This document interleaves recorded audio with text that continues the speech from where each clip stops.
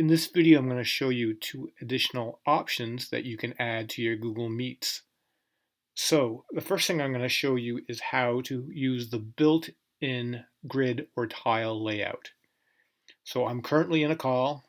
I have my mic muted and my camera off in this case, and I don't have anyone else in the meeting. But just for demonstration purposes, I'm going to point out the more options in the right-hand corner. When I click on that, one thing you have underneath the record meeting is change layout. If you go to change layout, there's this option called tiled. If you select tiled, that will show everyone who's in the meeting on the main screen. You can see how you can also change it to sidebar or spotlight, which would show just one person. The other thing I'm going to show you is how to share a YouTube video with your audience. So I already have a video up in another tab.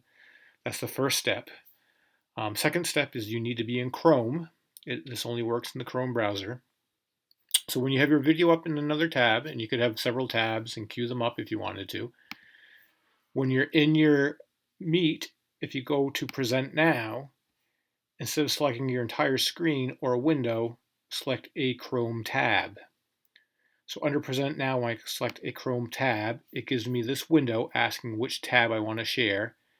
In this case, I'm going to select the one that has my YouTube video, and I want to make sure that share audio is selected. So when I click on share, it's going to automatically jump me to this tab, and you can see this little box here that lets me know that it's sharing this tab. If I go back to my main Meet, you can see there's an option here to stop presenting, or at the very top there's also an option that says stop presenting. So if this was a live call with other people on it, I could play my video